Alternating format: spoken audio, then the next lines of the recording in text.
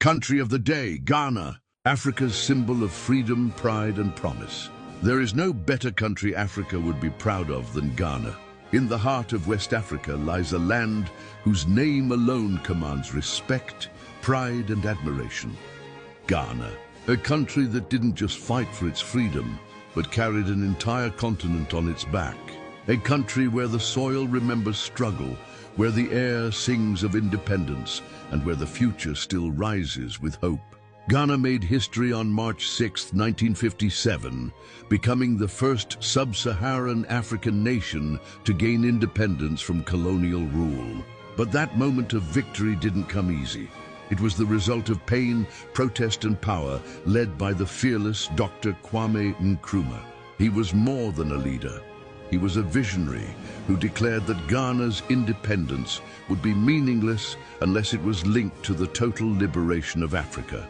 That one nation's freedom should be the fire that lit up the whole continent. But before it was Ghana, it was the Gold Coast, a land exploited by colonialists for its vast resources, especially gold.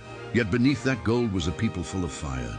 Students boycotted, workers marched, market women chanted, and even when Nkrumah was thrown into prison, his voice echoed louder than ever.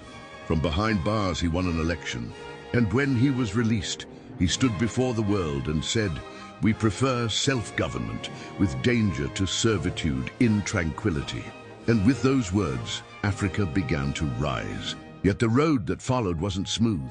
After Nkrumah was overthrown in 1966, Ghana endured military coups, economic crises, and political instability. The 1980s were hard. Inflation soared, jobs vanished, and hope faded. But Ghana never gave up. Through the leadership of figures like Jerry Rawlings and the sheer determination of the people, Ghana rebuilt itself brick by brick, vote by vote. Today, Ghana stands tall as a symbol of peace, progress, and people power. Ghana is one of Africa's strongest democracies. Its elections are peaceful, its political transitions are smooth, and the people's voice is heard at the ballot box. Ghanaian culture is vibrant, from the rich colors of kente cloth to the rhythm of a zonto dance, from the taste of world-famous jollof rice to the sound of Afrobeats echoing from Accra to the world.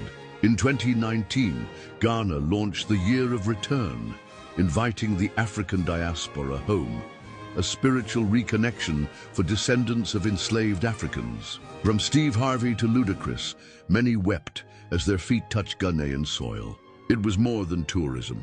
It was healing.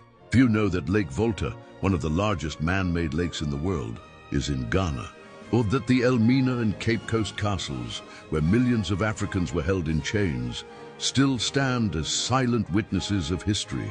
Or that Ghana was named in honor of the ancient Ghana Empire, symbolizing Africa's rich past, long before colonizers arrived.